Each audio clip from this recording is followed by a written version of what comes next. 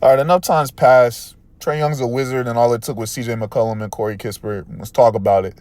All right, so for the Hawks, this is real simple. This guy, he's the future. I think this dude has the potential to be a top 5 player in the league.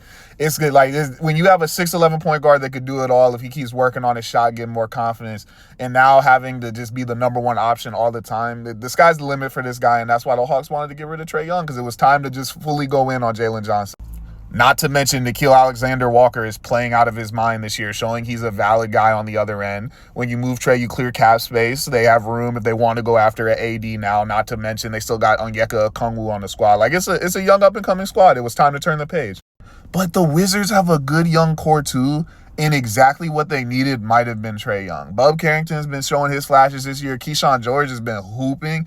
Alex Sarr has also taken a large step from last year to this year. And that's the thing with Sarr. I think this is the guy that benefits almost, I would say, the second most out of this trade other than Jalen Johnson. Everyone always talked about how they wanted to see Trae Young go to San Antonio and play with Wemby. Well, now we got Trae Young playing with baby Wemby. And I think Sarr is going to flourish, bro. Trae Young is going to feed this dude lobs. Feed him. Not to mention, Trae Johnson has been shooting the lights out, and Trae Young will dime him in the corner for easy threes. Like, everyone is going to get easier touches because of Trae Young. Now, if you want to talk about his defense and if he's going to sink the ship and if he's the worst defender in the NBA, that's all valid points. But adding him to this team, he's going to be the offensive punch they need. They are going to improve vastly.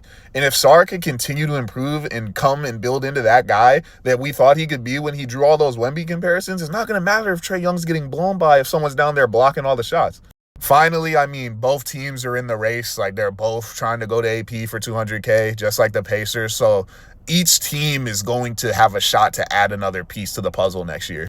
And I mean, they're right there. So if they don't try to win, say they don't adjust the system, they tank a little bit, in your top 3, you have an equal shot of everyone in that top 3 at the first pick. Next thing you know, you might have Trae Young and Darren Peterson, and all it cost you to get Trae Young was CJ McCollum and Corey Kispert. And again, zero disrespect to CJ McCollum. He's going to fit in great on the Hawks. He's going to be that instant offense they need when Jalen Johnson might not be having an on night or he needs to give it up to a guard. But he's going to play that secondary role well and allow Jalen Johnson to flourish.